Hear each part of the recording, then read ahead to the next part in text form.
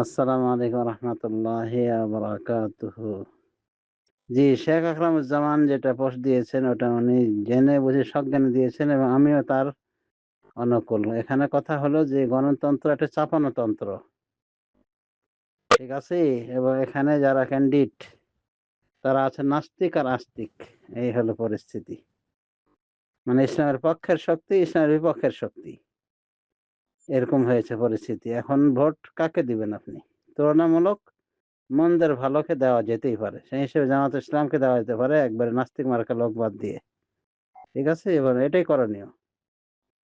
আমরা জানি যদিও ওগুলো বেদাতি দল বা বেদাতের ক্ষেত্রেও কম বেশি আছে অবশ্যই। সে তুলনায় জামায়াতে ইসলাম অনেকটাই বেদাতের ভেতরে অনেকটা স্বচ্ছ। তো মন্দের তুলনায় দেওয়া যেতে পারে। নাকি নাস্তিককে দিতে হবে? নাস্তিক বা যাদের দ্বারা ইসলামের কোনো উপকারই হবে না। কোনো কিছুই আশা করা যায় না। বরং ইসলামকে টুঁটি চেপে ধরবে। এগুলোকে দিতে হবে ভোট?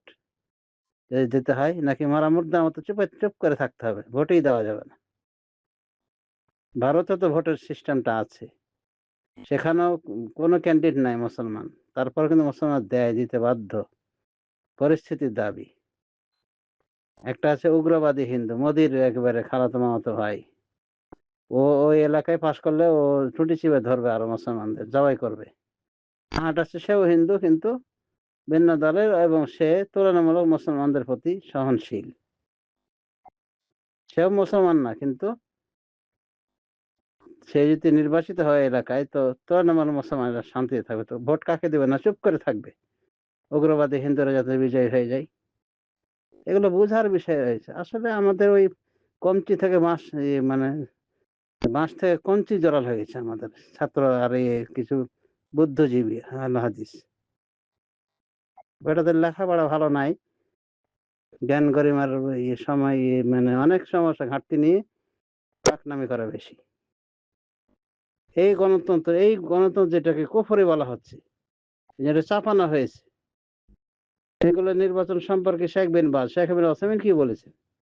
বলছে বলছে ওই যারা ইসলামের পক্ষে ওদেরকে জয়যুক্ত করো, ওদেরকে সমর্থন করো, সাপোর্ট করো। তাকলিল শার ওয়া তাখফিফিহি, শারটাকে কম করার জন্য এবং হালকা করার জন্য। শেখ আলবানী একসময় বলছিলেন যে না কোনো জায়গায় ভোটার না দিয়ে চুপ করে থাকতে হবে। পরে উনিও ওইটা বলছেন যে না এই সময় ওই ইসলামের পক্ষের শক্তিগুলোকে ভোট দেওয়া উচিত, মানে তাদেরকে সাপোর্ট করা উচিত। আর কোন জ্ঞানী আছে এখানে? জ্ঞানের পাহাড় বসে আছে বাংলাদেশে লেখাপড়া করে না? না ভোট দিয়ে চুপ থাক। আর যখন কোনো হারামি দল একবারে ওই হাসিনার মতো লোক চলে যাবে ক্ষমতায় বা বামপন্থী গুলি, তখন জালেমের বিরুদ্ধে অনেক লম্বা লম্বা লেকচার। এই লেকচার দেওয়ার আগে একটু ভালো দেখে করা যায় না? জালেমের ভিতরে একটু ছোট জালেমকে নির্বাচন করা যায় না? বামপন্থী গুলিকেই মানে করতে হবে, সুযোগ করে দিতে হবে চুপচাপ থেকে কথা বলে। উট পাখি একটা আছে, উট পাখির জাতের একটা স্বভাব যে শত্রু তাড়া করলে শত্রু থেকে রক্ষা পাওয়ার জন্য ওই মাটিতে মুখ ঢুকিয়ে দেয়। বলে শত্রু দেখবো না, পাখার ভিতরে মুখ ঢুকিয়ে দেয়। শত্রু দেখবে না, এভাবে শত্রু থেকে বাঁচার চেষ্টা করে আর কি। কিন্তু শত্রু আরো তাদেরকে ভালো করে পায়। পরিস্থিতির শিকার। মানে গণতন্ত্র কুফরি তন্ত্র, এ তন্ত্র সে তন্ত্র, কুফরি তন্ত্রের ভিতরে চাপিয়ে দেখা যাচ্ছে কুফরি তন্ত্রের ভিতরে চলতে হচ্ছে না। এই কোর্ট কাছারি আদালত এগুলোর কাগজ নিয়ে দৌড়াদৌড়ি করে, সালাফিরা দৌড়ায় না? মাথা মোটা সালাফি আর চিকন মাথা সালাফি সবাই তো দৌড়ঝাঁপ করে। তো ওগুলো কুফরি তন্ত্রের তো জিনিস, দৌড়াদৌড়ি করার দরকার কি ছিল?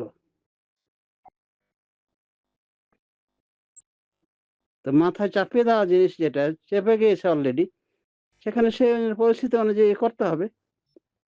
বড় বড় ওলামায়ে কেরামের দৃষ্টিভঙ্গি দেখতে হবে কি বলেছে না বলেছে। বেশি পণ্ডিত চুপচাপ বসে আছে, কোনো দিকে দেওয়া যাবে না। কুফরি গণতন্ত্র, এই গণতন্ত্র সেই গণতন্ত্র, আর বসে থেকে ওই মরা লাশ পড়ে থাক, ওই জিন্দা হয়ে মরা। আর যদি ওই ইসলামকে টুটি চিপা দলগুলি ওই লোকগুলি হয় জয়যুক্ত হয়, তখন লম্বা, লম্বা লেকচার। জালেমের জুলুম চলছে এভাবে সহ্য করা যাবে না, আর সুযোগ দেওয়া যাবে না। তখন আর বড়, বড় লেকচার। তো এভাবে চুপচাপ থাকে তো সুযোগই করে দেওয়া হচ্ছে অনেকটা। তারপরে কথা হলো সালাফি বড়, বড় ওলামায়ে কেরাম কি বলছেন? এটা কি শুনতে হবে না? হ্যাঁ, আছে ২ ১ জন সালাফি ব্যতিক্রম আছে।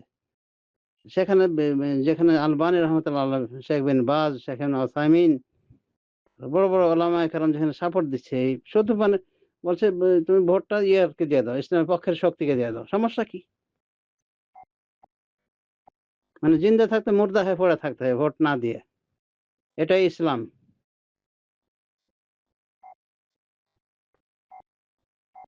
নাউযুবিল্লাহি মিনাল খুযলান।